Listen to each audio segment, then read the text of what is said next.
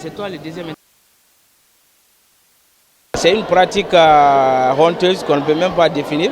Bon, c'est l'esclavage par ascendance. C'est-à-dire il y a des gens qui se prennent des chefs de village, des nobles, qui traitent d'autres familles comme des descendants d'esclaves, et qui les lynchent, qui les ligotent, qui les battent et qui les humilient parce que sûrement ils ont justement et simplement refusé de se soumettre au statut de l'esclavage. Bon, en fait, les enjeux au Mali, c'est quoi? Il y a un défi sécuritaire qui est là, parce que les gens sont en train d'intimider, c'est-à-dire les officiers de police judiciaire, c'est-à-dire les gens qui se prennent hommes, qui jouent le rôle de chef de village. Les officiers de police judiciaire n'arrivent pas à interpeller, c'est-à-dire les auteurs de ces pratiques ignobles. Donc ça, c'est le défi sécuritaire qui est là. Et puis ces gens, ils sont prêts à tout pour battre les gens. Et puis il n'y a aucun jugement concernant ces genres de pratiques. Donc il y a aussi le défi judiciaire qui est là. On a du mal aussi à qualifier vraiment réellement les faits pour ces auteurs. Donc il y a deux défis qui s'imposent, c'est-à-dire le défi sécuritaire et le défi judiciaire. Ce combat-là, c'est un combat ethnique. Et que vous savez aussi que les Soninké sont partout dans le monde. Plus particulièrement ce qui sévit actuellement sous la sous-région.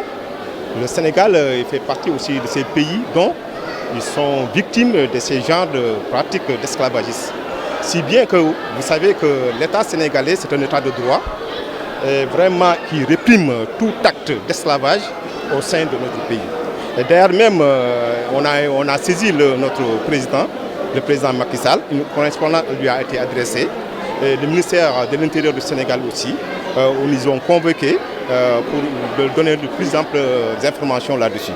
Si bien que ce conflit-là, ces brimades et ces abattages humains sont au Mali, en Mauritanie, en Gambie, mais ça risque aussi de se propager vers nous. Donc nous avons attiré l'attention de nos autorités sur ces phénomènes-là, de pratiques esclavagistes, pour qu'ils en parlent. Actuellement, l'État sénégalais condamne fermement cet acte qui sévit actuellement au Mali. Nous avons vu les images, il y a les images sur les télés, sur les médias, mais il a pris compte quand même. Et il est avec nous. Et d'ailleurs même, il y a certains apologistes qui ont pu faire certaines infiltrations au niveau du Sénégal pour tout simplement essayer de prôner cet acte-là au niveau du Sénégal. Et ils ont été arrêtés. C'est des citoyens. Ils accomplissent leurs actes civiques. Maintenant, un tel regard aux autorités maliennes, vraiment c'est à déplorer. Ils n'ont qu'à prendre les choses là en main et régler ce problème. Et d'ailleurs même, cette rencontre-là, on l'a tout simplement fait pour que tout ce qui s'est passé puisse être dirigé et déploré au sommet international. Il y a une démarche effectivement préventive, c'est d'inscrire, en tout cas nous allons le demander à l'Union africaine, à toutes les organisations régionales, d'inscrire dans le programme scolaire de tous les pays membres de l'Union africaine cette lutte contre l'esclavage dans le cursus scolaire, puisqu'il faut faire en sorte que les futures générations d'Africains, de Maliens, adoptent cette posture de rejet de ces crimes contre l'humanité. Donc c'est un travail de longue haleine, qui prendra peut-être même aussi des siècles, mais il faut l'entamer. Chaque génération a ses obligations, et c'est notre obligation aujourd'hui de faire en sorte que les générations d'Africains de demain rejettent d'une façon catégorique cette discrimination qui ne repose sur aucune logique, si ce n'est le déniement de la nature, enfin de la dignité humaine.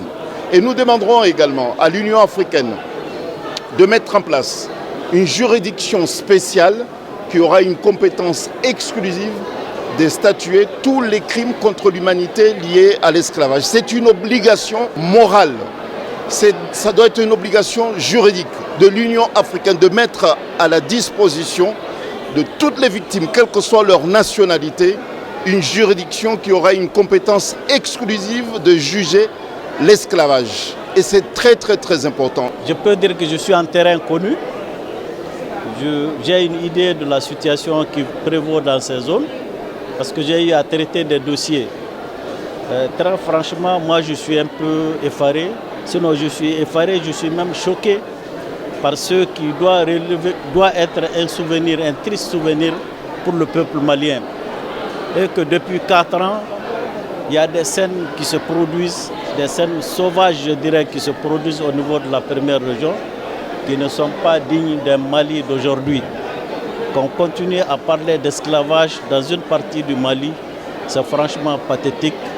C'est déshonorant pour un pays digne de ce nom. C'est déshonorant pour un pays qui a toujours lutté pour la liberté, qui a toujours soutenu la liberté, qui a toujours voulu que ses citoyens vivent librement, paisiblement et à égalité de chances dans ce pays-là.